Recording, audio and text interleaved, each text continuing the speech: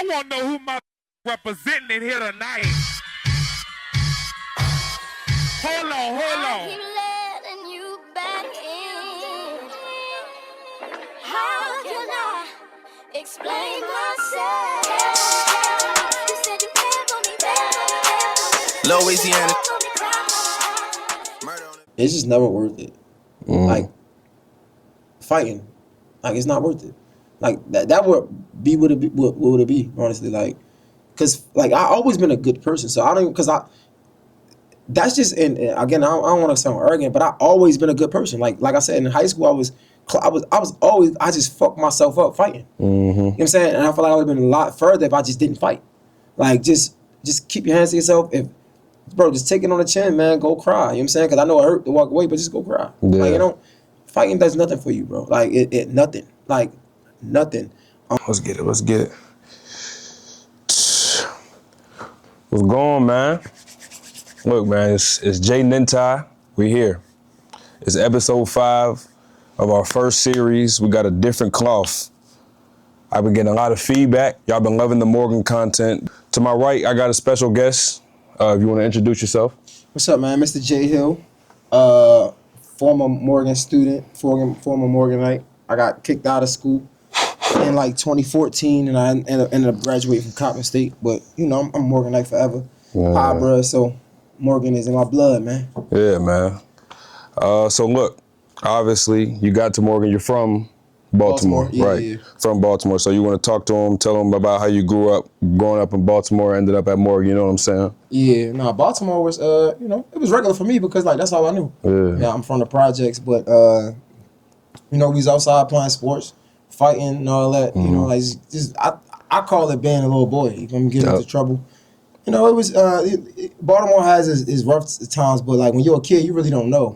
You only know what's rough when you look back on it, for real. But yeah, man, I ended up going to McDaniel College. I had a full scholarship there. I ended up getting suspended for fighting, and then McDaniel just wasn't for me. It was a PWI, predominantly white school. Yeah. And I never really went to school with white people. I never really interacted with white people, so it was just uncomfortable. Yeah. So I ended up transferring to Morgan. I walked on the football team, and then I got down with the bros, and the next thing you know, literally the semester right after I crossed, I got kicked out. Okay, wow. So why, like, how you ended up at McDaniel? Why you didn't just go to Morgan in the first place? Like what? Because you said you had a full ride to McDaniel. Yeah. So McDaniel, what happened was they had this little program that, like basically based on your story, you write a essay, and they pick 2 people out of all of the contenders that's from Baltimore City. Okay. And I won, and they gave me a full scholarship, and the football team was recruiting me. So back then, I don't know, I'm pretty sure they like this, but Morgan has always been crazy, man. So I remember going up to Morgan for a visit, and the coach specifically was saying, like, they don't recruit in Baltimore. He was like, if you don't run a 4.3, then you can't do nothing. Yeah, no, that's him saying that. Yeah, so I'm like, okay, cool. So that coach was recruiting me at McDaniel, but McDaniel is a Division III school, so you can't get scholarships. But they was telling me like different ways that I can go to school for free because it was a private school, it was expensive. So like they ended up helping me getting the scholarship, and yeah, that's why I just ended up going there. So bro, like growing up in Baltimore, when I talk to people from Baltimore, kids that are raised in Baltimore, it's like always either their dream to go to Morgan or they want nothing to do with Morgan. Yeah. Were you kind of like in the middle of that?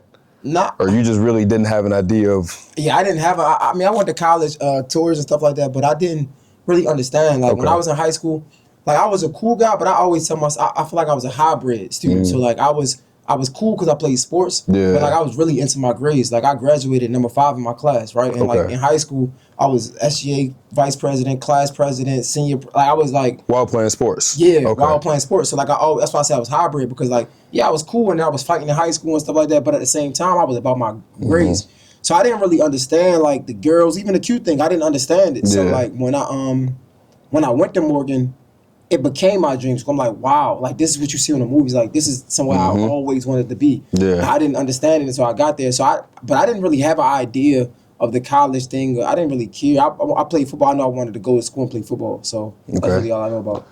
That's crazy you say that. I actually just made a video. So I don't know if you know, I played 3 sports in high school, right? I was the opposite. Like I'm not gonna say I wasn't a hybrid student, but like I had a 2.2 GPA when I got into Morgan State. Okay. Because I was, in my mind, I'm like, nah, I'm going to college to play sports. Like, I don't even got to worry about my grades. I'm just going to be an athlete. Long story short, I ended up going to Morgan, and then obviously the football coach, like, that just went wrong. So I had to find myself and find leadership, find like different ways to lead at Morgan.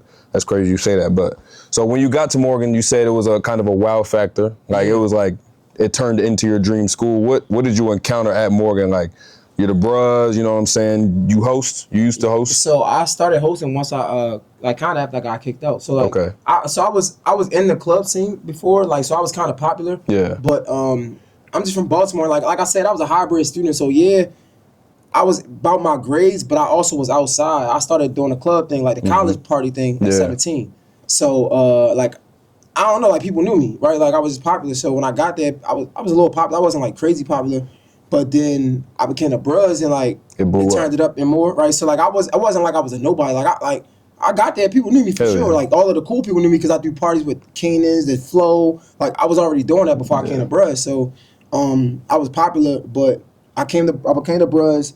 I didn't get super popular until I got kicked out of Morgan. See, a lot of people don't even know that. So like when I got kicked out of Morgan, I remember seeing Flex host the Step Show, and I'm like, man, I could do that. Yeah. And so I started hosting like small fashion shows, step shows. I remember driving to Delaware State to host a stroll competition for like $50, right?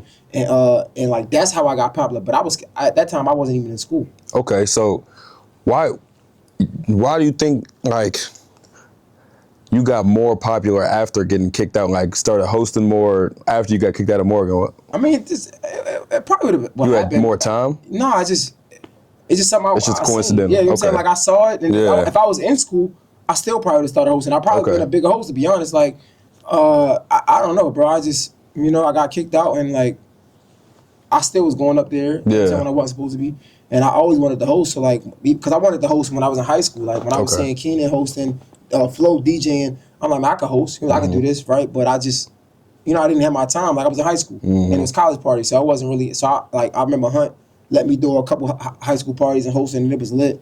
But like, I ain't really get into it until like college. Yeah. Okay. So just going to the Pi Bruh kind of section of this, just going into that topic.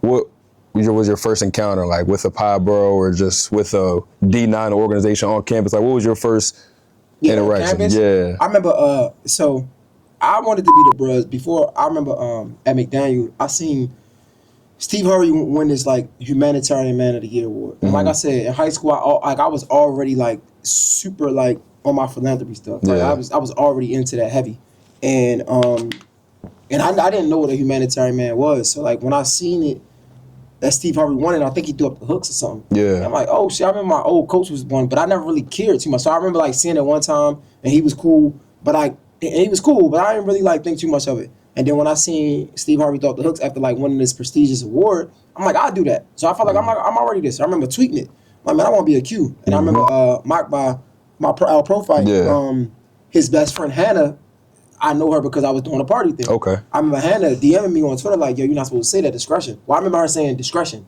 Oh, you posted on Twitter. Oh, I can do that? Yeah. I'm like, I want to be. You said I want to be the bruh pretty much on Twitter. Okay. I want to be a Q or something. Yeah. Like, and she was like, discretion. I didn't even know what that was. So I didn't be like, what you mean? Like, what you talking about? Yeah. She's like, you're not supposed to tell nobody. I'm like, huh? Okay, cool. So she introduced me to Mockby, and I never forget driving down to Red Room, whatever club in Baltimore. And I'm like, Hannah told me, link with you, I want to be a Q. She said, man, you go to McDaniel, you got to like, you can't be a Q. Oh, okay. You can't be a even had a brother at the time. That's crazy. So I'm like, okay, cool. So I remember talking to my friend Darwin, he's a Kappa. And I'm like, man, I was thinking about Coppin or Morgan. And he was like, man, if you go to Morgan, your program is going to be lit. It's going to be harder. I remember him telling me, like, it's going to be harder because, like, it's a single letter chapter. I didn't understand none of this at the time. And he's like, it's going to be harder, but it's going to be worth it. So I'm like, man, fuck it. I'm going to go to Morgan. I'm going to just walk on. If I'm good, I'm good. I'm going to just walk on the team because I play football at McDaniel. So my first encounter with a Pi Bruh, I never forget, was Jerry. Oh, my dang. Yeah, and Jerry was like, I was like, because I had dreads, I think, at the time. No, I didn't. Wait, did I have dreads? I don't remember. I remember asking him something. Like, can you do this or can you do that? Because I didn't know nothing about it. He's like, man, at the end of the day, you're a man first. You can do whatever you want. You just gotta take what come with it. Yeah. And that right there was kind of like he did it with that smile, huh? That evil smile. Yeah, but that solidified that this is what I wanted to do because my mom used to always tell me that when I was a kid. She always said like, "Yo, as a man, you gotta be responsible for your actions." So I ain't mad at whatever you do in your life, but I would just be mad at if you don't take responsibility for it. And I'll never forget her always instilling that in me. So when I'm with the Jerry, I'm asking like, "Yo, can I do this? Can I do that?" And he like, "And you can do whatever you want. You just gotta like." You gotta take what come with it. You're a man first. And my mom's always said, "You're a man first. You're a man first." And when he said that, yeah, that was it. Yeah, it went up. So how do you think that shaped you throughout? Or you said you got kicked out as soon as semester after you crossed. I crossed in October 2013, and I think I got kicked out in February. Like when we go back to school for spring? February. Yeah, no, like late January. Yeah, you got kicked out in late January. Literally, like I think it was the first basketball game. I think they played Towson because I remember we was at Towson, bro. Like no, we wasn't playing Towson.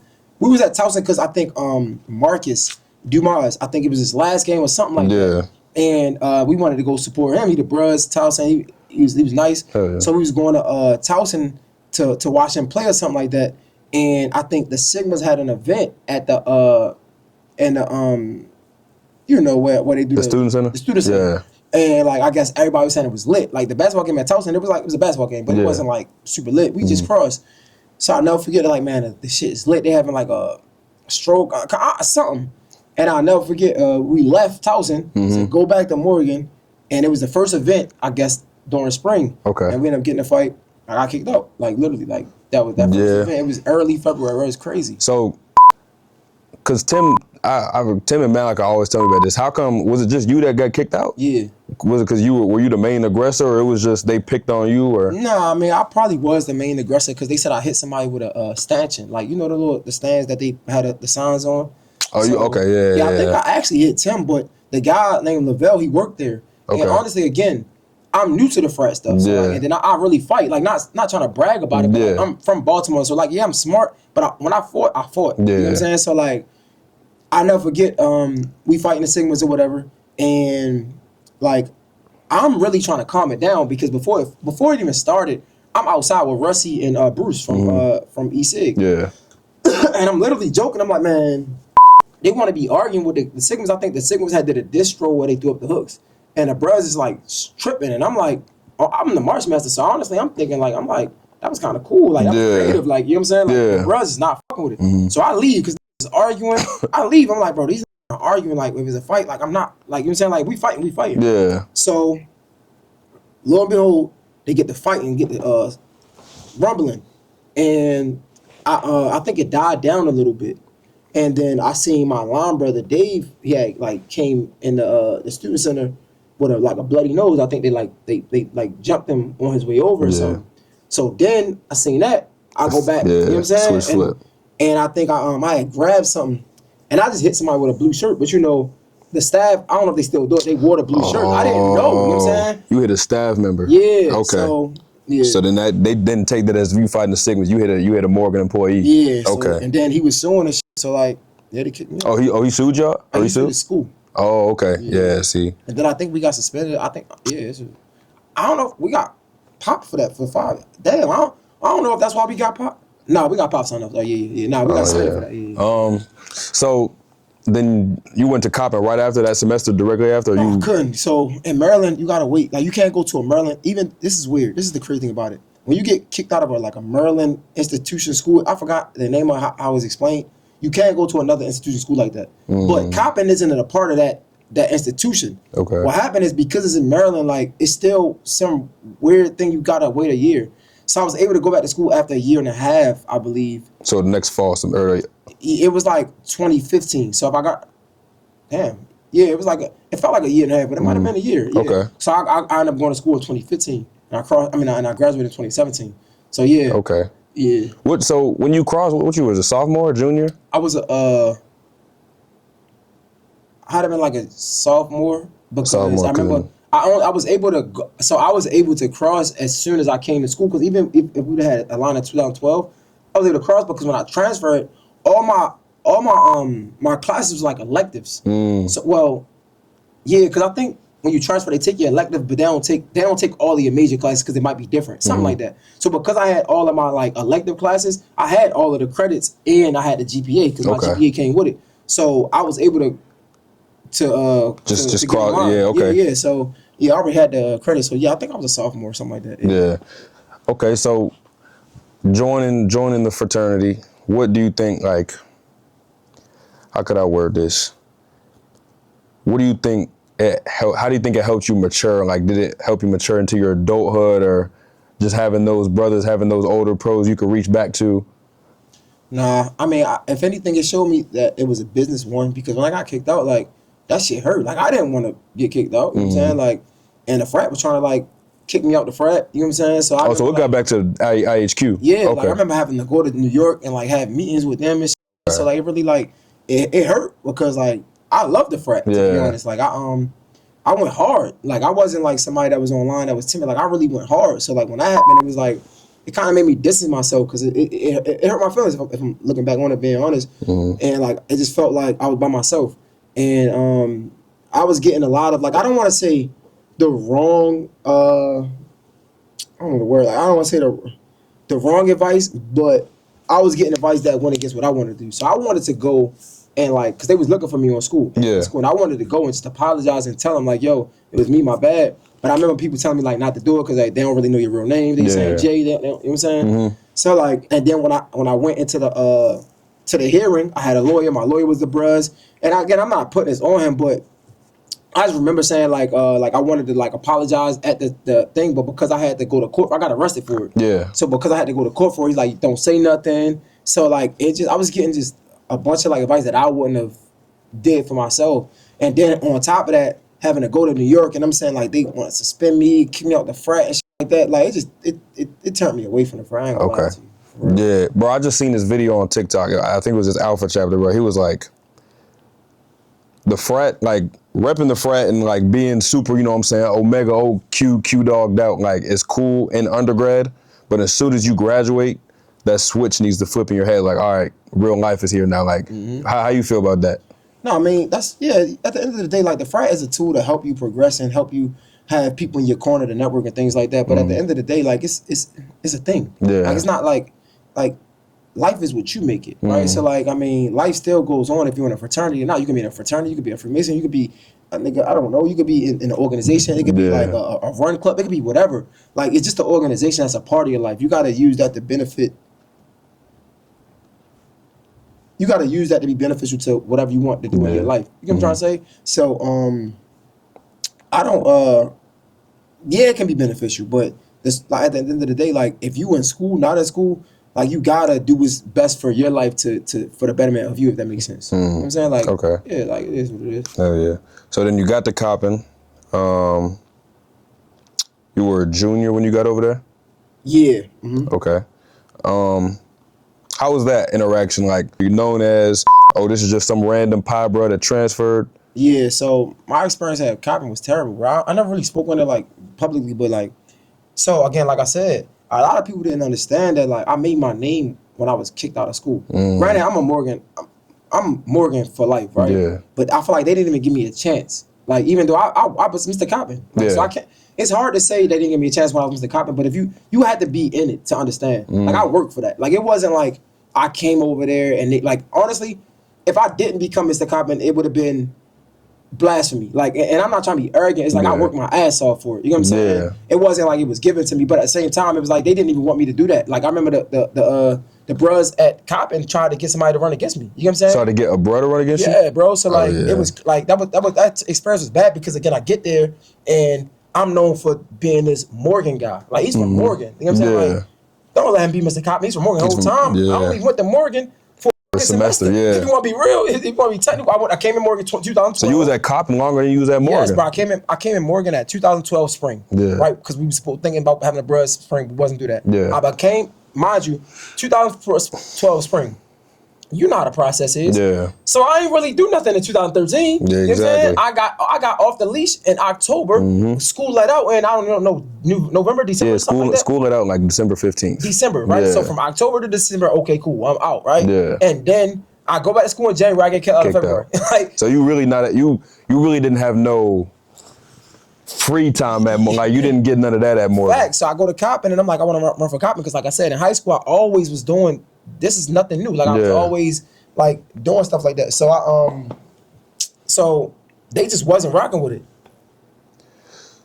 So are you ever like, I never really got to spread my wings at Morgan, or do you ever look back at that? Or? Yeah, man, I love Morgan, bro. Like I would go back to get a graduate degree just to say I graduated. So you would graduate. To be honest, because like Morgan was my dream school. Like Morgan, like I never experienced nothing like that, bro. Like when I talk about the community, the camaraderie, like it was amazing, bro. Like I hear people talk about all these other schools like North Carolina A&T, Howard, and they cool, Hampton and stuff like that. But like Morgan, it's different. It's a different energy, bro. It was amazing, bro. I tell people all the time, I'm like, Morgan is what Howard says they are. Like, I feel like you like as a student in a high school, you're looking on social media.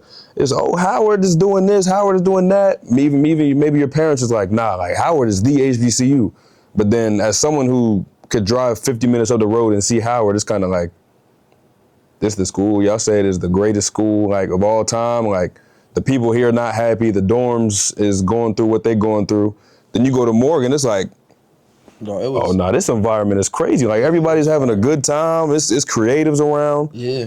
I think Morgan deserves more credit. Yeah, 1,000%. Amazing, bro. So like when I went to Coppin, it's just like I didn't feel accepted. And when I ran for Mister Coppin, like I had a good team. Like I wish I could name everybody, but like, bro, what I will say is like not to put it on everybody.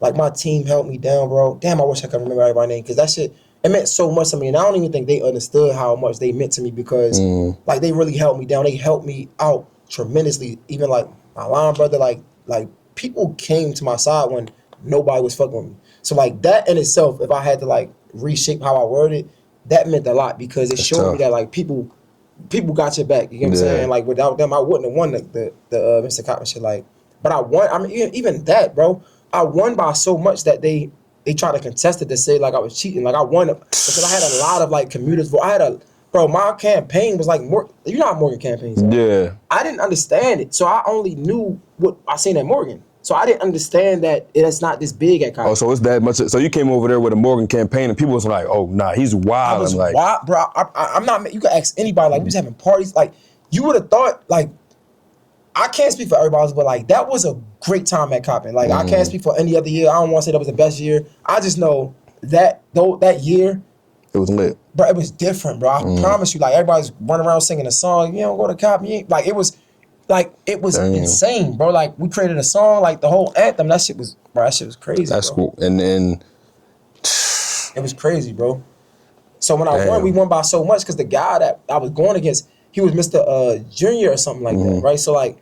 I come in, I ain't never had. He was Mr. Freshman, Mr. You know, he won all the yeah. So it's like I come in, and I understand like you the black sheep. Yeah, but so I understand if I go back, I wouldn't say I wouldn't run from it. I probably would just do it different because I became Mr. Coppin, and I wasn't the best Mr. Coppin. Like James, like I don't know if you know James, but he was like probably the best Coppin night that I can ever think of. I was nowhere near that. So like. If anything, the dude, he probably should have won, but I don't know, bro. Like it was weird, bro. It was weird time. Yeah, I mean, that someone coming from Morgan and then just randomly winning Mister Coppin, that's tough though. Yeah, that's tough. So, graduating from Coppin, what degree did you graduate? Sociology. Okay, and so that was my next question. After college, like what did you have your mind on in career path wise, or like do you knew what you wanted to do directly when you graduated? Nah, bro, I didn't know what the fuck, bro. I was working at T-Mobile, then I got into radio in 2016, and so by the time I graduated 2017, I was already hosting and doing radio, and I was like, man, I'm trying to like chase this dream. Yeah. So who'd you radio with?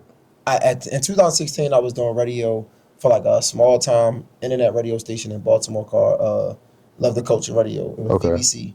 By the time I graduated 2017, I was doing DTLR, and like that's when I really started like going crazy. I started this freestyle series called No Ghostwriter, and like we had YG Tech and that shit like that went up. Yeah, like that kind of like helped cement his career where he at now. Okay. And 2017 was crazy. Like that was probably the year that it really took off. Another level. Yeah. Okay. Well, so you think that's the year where it was like, Yeah. Okay. Because of YouTube? Because of like DTLR? Or? DTLR, the freestyles, you got, like, Okay. that shit was fire. But then I get fired because I was fighting. At DTLR? Yeah. What, you fought an employee or something? Yeah, I fought one of my homies, but it was at the club, and I think the week before that, to put it in perspective, I had got into it with Quicksilver at his club. Okay. So like Quicksilver and Sean is like that's like father and son for real. Yeah. So I got into it with Quick, and it's like, you know, this guy Jay a high head, but it's like, all right, cool, we're gonna just put that to the side. Then the next week, I think it was next week or the week after, something like that, ended up getting a fight at Rose Bar in DC. Not Rose Bar, Ozio, I think that's what it was called. Ozio in DC. And then with somebody that worked for the company. Yeah. And I guess he talked to Sean, and he like, man, you gotta let me go. So What was that, 2018, 2020? 20 might have been 2018, 2017, 2018. And then that's how I got into like all of this shit. So I'll never forget my line brother JB had gave me $1,700, and I bought my first like 2 microphones, interface, and I just started doing the freestyles out my crib. So what you did was, all right, if DTR don't want me, I'm gonna do it myself. I'm gonna just take my talent and then do it myself and see who really got the motion. Exactly. Okay. And then that's when I did the freestyle with Shorty. And that did double of what Tech YG did. Tech did, okay. And that was by myself, and that just felt great. And I ended up working at KYS in DC for a little bit, but then after that, and then I was doing WEAA for a little bit. I got fired from there. How you get fired from there? I was drinking in the office? Yeah, in like the little lounge room. Okay. But they probably don't give a fuck. But I really didn't know that you wasn't supposed to drink. 'Cause I guess Morgan is a dry campus. Yeah. But I didn't even like drink. Yeah. Like, you know what I'm saying? I guess they were telling me like, let's drink in here. Yeah. Like, I didn't know. I literally didn't know. But she was like, you know, it's the rules, so we had to let you go. So then I started the podcast, and then that went up. Like all my shit that went up came from a fall. Yeah. So how'd you know content was you? Like, what was the moment you were like, nah, this is me? Like, I didn't, bro. I don't know. It just always came natural, because even when I did the internet radio, I always like, we gotta do this on camera. And then like I got even videos to this day, old videos when I was hosting. I always had people recording me. So like I honestly I didn't even know it was content. I just knew that you was in front of a camera. Yeah, I'm like, this is how other people. This is my resume. Yeah. If they don't see it, then it ain't happening. And I learned that at Morgan. I will say that, because I remember like in high school I used to do a lot of community service. And I forget coming to Morgan. I'm like, they like, how many community service hours you got? And I'm like, hours. I got mad community service. Yeah. Like, let me see portfolio or something like that. I'm like, why am I recording the community service? Like, I'm doing it for the community. Yeah. And I remember they like, nah, if you ain't captured it, then it ain't been done. And I think that's probably where it came from, to be honest. Because after that, I just started documenting everything. Okay. Yeah. Damn. So then, podcast for you. For y'all that don't know, obviously, he has his own podcast. You know what I'm saying? How did you, like, in your mind, what was it like, nah, podcast? Or did you try different forms, or you knew you wanted the podcast? Guy Fathom, shout out to Fathom, got a juice in Baltimore. He put me on with podcast. So we was like, yo, we want to start a podcast. Because I had my own equipment and shit like that. But like, we didn't understand the Kodaks and like uploading it. So I remember us uploading it, and it was like blurry. So we kind of stopped, because we did it like twice and we didn't understand it. Yeah. And I don't know. I remember getting fired from WEA. It was my ex's birthday. It's on her birthday. I'm looking at my producer, and I'm like, damn. And I think we was like, bro, let's just start a podcast. And me and my girl at the time, I don't even know what made me do that, but I remember just saying, like, I think it'd be interesting, because like, she a Scorpio, I'm a Gemini, and I just thought our dynamic was just fiery. Yeah. Like, I feel like this would be, people will listen to the conversations. yeah. So and then from there, that shit went up. Like in my region, you feel me? Like everybody, and then COVID happened, and then everybody listened to that. That was the thing. So also, COVID. Do you think COVID played a huge part in like your growth as a podcaster? Or? I can say that for sure. Okay. Yeah. So you started off with your girlfriend, and then y'all was talking about relationship. Yeah, we talking about our relationship. Okay. Oh, y'all was talking about y'all's relationship. Yeah, that shit was crazy. Okay. I would not suggest that shit. what went wrong with that? Real live arguments, like real life, like. Oh, on the camera. Yeah. Oh, and then y'all would upload it. Yeah. It was real arguments? Like, Yeah, like we would have conversations about things that happened before, and then we would Get into it on the camera. Yeah, not like Not but like hot, but it was real. Like it was real. Like to the point where like when we was done recording, y'all didn't talk it. Yeah, it was crazy. Damn. Yeah, it was crazy. But people loved it. Yeah, it was real. Yeah, there wasn't no faking. So y'all would argue or not argue. Y'all would get into it on the camera. Say, all right, cut. And they'd be like, all right, I'm not talking to you right now. And then go edit the video and post it. Mm-hmm. Nah, that's different. Yeah. Nah, that's different. Crazy. So then, I'm assuming after y'all broke up, y'all just got your own 2 different podcasts, or? Well, you know, I was already like having my equipment and shit like that. So like she still was trying to do her thing with the podcast. Even now she tried to like get into it. Okay. But like, yeah, and I just kept doing my thing. Okay, so in this world of podcasters, you know what I'm saying, there's all types of different topics. What would you say, like, when people ask what's your podcast about, what would you? So I have a interview conversation series where I talk to like, you know, influential people with powerful stories, right? Yeah. That can, you know, motivate people motivate your everyday person to ask themselves like, why not me? Okay. Right? So like if this person that I'm talking to can do it, I want the viewer to look at it and say I can do it too. Yep. Right. So that's that. But also I have a podcast where I'm trying to like just grow my own brand and not have to interview people, and that's just like conversations. Yeah, it's cultural conversations, and like I try to have conversations of being 1% better, right? So like we take you know, popular topics and try to have conversations to move it forward, right? So like we might check a trending topic, and instead of talking about the messiness behind it, we talking about like, well, how do we get through this stuff? Okay. And that's with Black community or just community in general? It's community in general. Okay. So how do you, all these podcasts, because podcasting is very popular now, so how do you find yourself to stay authentic and like always stand out as a podcaster? You just always, me. Okay. I think that, you know, at one point in time, I was always pushing niche, right? Like, you gotta have a niche, a niche. And then I soon learned that, like, you are the niche, right? So everybody's gonna talk about the same thing, right? And you could talk about something different. There's nothing wrong with that. But at the end of the day, what makes you different is you. So your take, your perspective, right? It gotta be interesting. It gotta be somehow entertaining, but you are the niche because how you break it down is gonna be different from somebody else.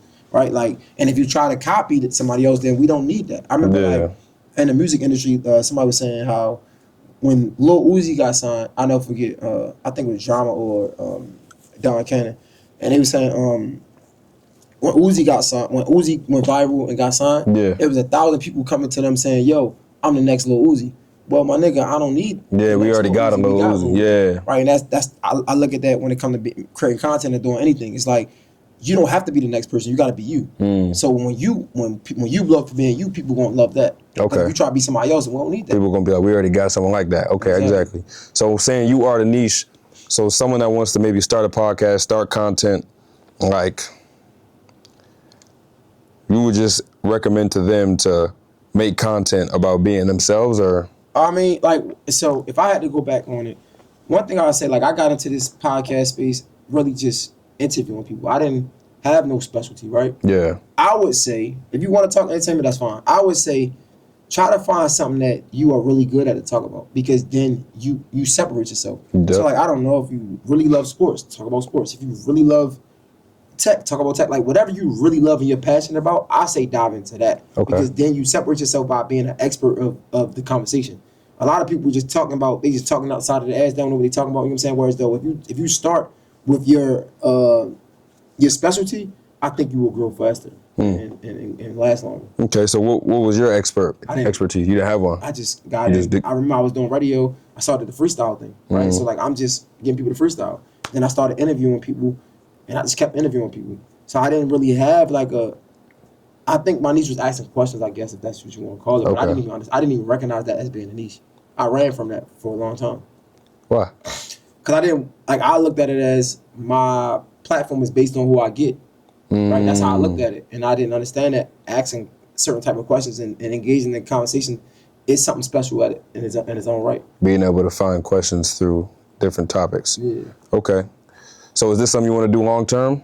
What, podcast? Yeah, or I mean, just content. Like, the content world is evolving, even like, and we're evolving with it. Like, TikTok, Instagram, short reels? Like, is this something you just want to be able to do long term and Yeah, I like maybe production. retire on? I like Okay. the production aspect of it. So like having an idea or a thought and bringing it to life. Like I love that. So I definitely see me doing that a long time for sure. And the podcast, and helping people out. I love like just like I'm working with this podcast now and like just seeing how like their podcast is already lit, but seeing how I can add value to it is dope because it's like, yo, like y'all don't even know this. Yeah. And I think that's cool too. So I mean, yeah, definitely be into this long term. So are you trying to go down more of the influencer route? Like maybe in 5 years you want like people to watch a day in the life of Jayhill, or you like, you know what I'm saying? I mean, I would love that because that means I have my own audience, Okay. right? But I just want to build something concrete that can like take care of, like I pay myself like on salary and pay my team. You feel me? Like that's really all I look forward to. So with a team, would you just went out and search for people and they're like, we willing to work with you? Or those are friends? I mean, building a team is hard, bro. And I think like, I just ask people like who can help because I made it easy to help myself because I always had my own stuff. Yeah. So like I can teach you, I can show you the way. So if it's somebody that want to get into it but don't have the experience, I'm teaching them how to do it, right? So like a lot of my team is people that they wanted to do something and they believed in me and I could teach them. Okay. Yeah. Okay. So look, changing the topic, we just gonna go into just manhood. Obviously, our fraternity first principle is manhood. Recently, I don't know if you know this, I became a father in August of twins. And I know just being a father is a hot topic, and I know it's a fire topic for you. You like talking about it. How do you navigate being a father while just making sure everything else is balanced and staying the cell? Yeah, I tell people all the time I don't have balance, right? Like being a father is a part of me, right? So that's like asking me, I don't know, like how do I balance being alive and doing something? Like I do what I got to do. Like being a father is that's who I am. Yeah. Like nobody can take that away from me, right? So like when I have my daughter, I got my daughter. If I got to get work done, then I got to have my daughter and get work done. It's hard. I just got to get it done. You know what I'm saying? So it's like, I mean, that's a good question. I just don't know how to answer it because ain't no balance to it. Like I get to it. Like, so I'm do it regardless. I'm gonna have my daughter and I'm gonna get to the work and it's hard, but it's gonna get done. Right. And sometimes it don't get done, but I'm gonna have my kid. You know what I'm saying? So like, I ain't no balance to it for me. Yeah. What was that feeling like when you first became a father? Like, was that an indescribable feeling for you? Man, it felt great, but I just remember that a lot of that time it was overshadowed by our experience in our hospital, because the doctors just act like they didn't know what the was going on. You know what I mean? Like my ex at the time, my ex, she didn't her water didn't break, so like they had to induce her. You know what I'm saying? So like, but her I don't know, she wasn't dilated enough, so we playing a waiting game, but our experience was just bad, right? So like it was annoying. But I remember seeing my daughter come, like it just I can't say that it was. I think the feeling now feels way greater than when I first seen her come. Because when I first saw her come, just being honest, like being transparent, like I still was like so worried about my girl at the time. Yeah. Like I was worried about her. Like, I got a daughter, but like make sure she's good. Yeah, I was just like, my mind's like, my daughter's my daughter, but like this is my wife. You mean like it's my wife. Like, so make sure she good, and like I want her to know that I love her and my daughter can't. You know what I'm saying? But now seeing her like grow, it's different. Yeah, because I remember saying like I'm like just little shit like I would never like love my daughter more than I love my passion. I still feel that way to an extent, but I don't know, it's changing. Like my daughter is really like my everything, like my heart. It's weird, bro. You would think you would feel that way as soon as she came out. It's just, When do you think that like you started? Obviously, you felt that way, but when do you think that started to increase, like that feeling for you? No, bro. Maybe when we brought her home, or like it's hard because I just know how I feel about it now that she can talk and she has her own personality. I remember when she was like 6 months. I remember, or like younger than that, I remember saying like, I can't wait till she know that I love her. Yeah. Right? Because I'm like, I just gotta take care of her, but I want her. I wish she knew how much I love her. So like, I don't know. Maybe when I brought her home, like like when I brought her home and it became real. Like in the hospital, it didn't feel real. Yeah. Like when I brought her home, that's when it was like, it's a different this feeling. my daughter, like it's my kid, bro. Like I don't know, bro. That's a feeling I can't really explain. I ain't gonna lie. Yeah. No words can even explain. Yeah. And you can already tell their personality, like right when they're born almost. It's crazy. Like you can tell who they're gonna be and how they're gonna act. That's I definitely hear what you're saying. So what's one thing like you've learned from being a father? So much, bro. Of course, patience. But all right, one thing I think I learned is understanding that they don't have the information or the knowledge that you have. Right? You gotta, like, it really taught me that I had to learn all of this.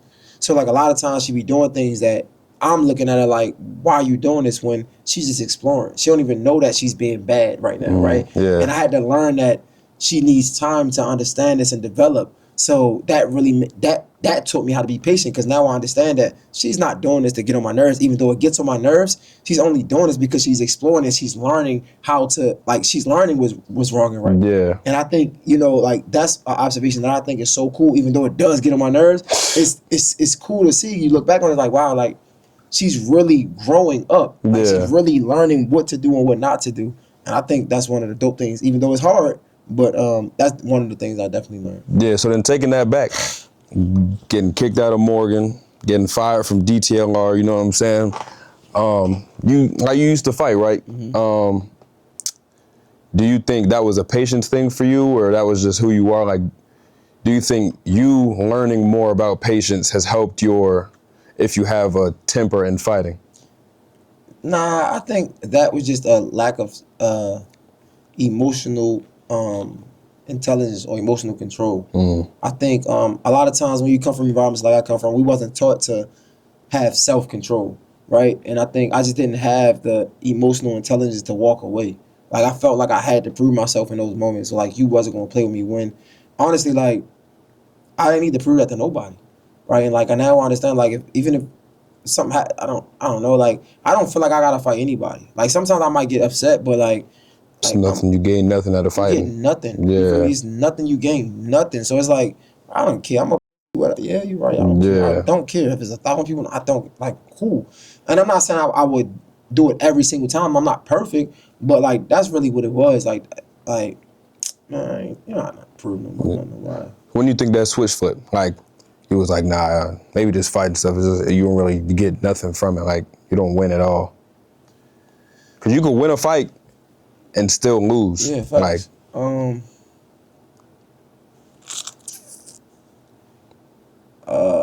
I think when I got fired from DTLR, that's when it really switched. Because that hurt. Like, Morgan hurt for sure. Yeah. DTLR hurt because it was so much good going on. Like, it was conversations of me getting, like, I was in radio, but I still was like a contractor, right? Yeah.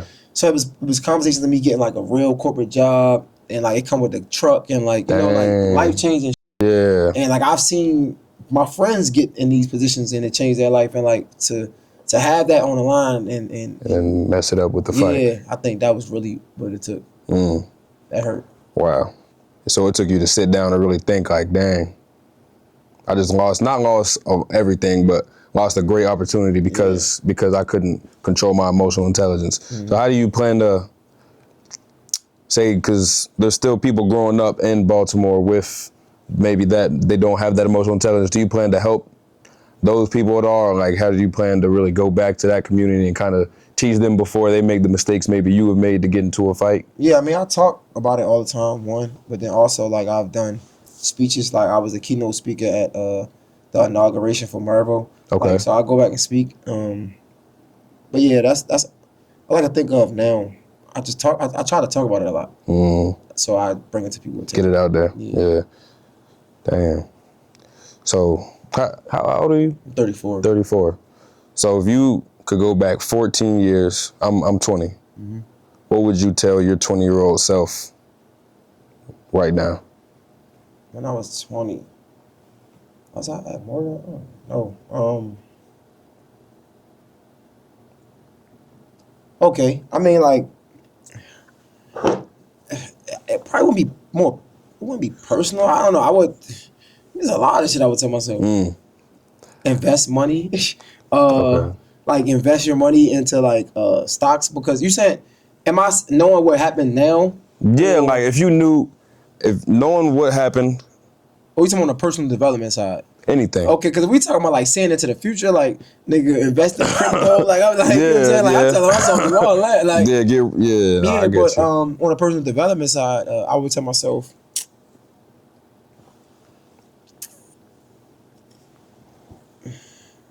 it's just never worth it. Like fighting, like it's not worth it. Like that would be what would it be honestly, like, cause like I always been a good person, so I don't because I.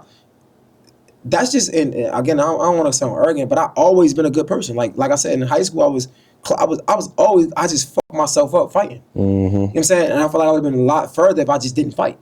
Like just keep your hands to yourself. If bro, just take it on the chin, man. Go cry. You know what I'm saying? Because I know it hurt to walk away, but just go cry. Yeah. Like, you know, fighting does nothing for you, bro. Like, it nothing. Like, nothing. Have self-control and discipline. You know what I'm saying? Just as much as you discipline working out and playing sports, be disciplined with your self-control. That's going to save you a lot of trouble. That self-control fighting, self-control woman, all that. Yeah. Everything. Like, an argument. There's no point of even continuing with that. Yeah, bro. Just controlling the anger. Yeah. But if somebody punching me, like, I'm You got to defending defend myself. yourself. Yeah. But like, yeah, somebody like just want to argue, bro. You got it, bro. You right, bro. I'm gonna try to de-escalate it as much as possible, even if you get in my face. Yeah, just you got it. Yeah, Because there's no point of getting hot. yeah. And honestly, if I'm looking at it, if somebody punched me, I'm gonna be completely honest with you. It depends if I feel threatened. Like if it's somebody that's like, I feel like I can whip his, Yeah. I might even let that go. Like if I feel like I can whip. Again, if somebody punch me, and if I don't feel a real threat, I probably won't. Yeah. Like, but if I feel like he might be big, he might look strong. I don't know. He might have a gritty look. Yeah. Whatever. I might feel threatened. I'm a Yeah. we getting busy. But if I don't feel threatened, that might sound weird. But if I don't feel threatened, I might let that rock. Like, Yeah. bro, go ahead, bro. Yeah. Go ahead, bro. Like, So then, like after that, then you just like, all right, I'm gone. yeah, like I'm It's- out of here. Yeah, it's no point. Yeah, like I feel that. I'm out of here. It's not, bro. I don't see the point in fighting. Like even going to, I went to high school where it was almost a fight every day. Middle school, it was a fight every day, and it was just like, why? Yeah. Like it just don't make sense. But I mean, some people have mindsets that they just can't control. Once they get in that mode, like people actually see red. Like people talk about seeing red. Like some people actually just see red, and they need therapy to go fix it. But that's real. Yeah. Well, look, man. Just to wrap it up, what's one piece of advice you would give anyone watching? I really have a majority of a college audience.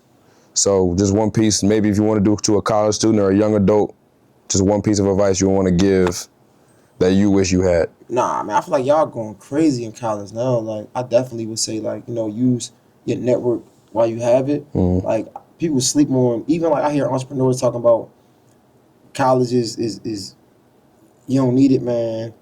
You can be an entrepreneur in college. You can make a lot of money in college while you have this network. I don't care if you're selling shirts. Do something. Build your community right now, right? Like, so whatever you do, focus on community. Don't focus on the views. Focus on building people, like building a community and making like subscription-based content so people can pay and like just build it up and continue to do it. Because think about it, from 20 to 35, that's 15 years of just building community. Even if you have 1,000 people that's paying $10, that can change your life. You feel me? Like, I definitely say build your community while you're in college. Okay, for sure. Well, shoot, man. My guy. Appreciate you, bro. Of course, man. Appreciate you. It's Jayhill, man. We out.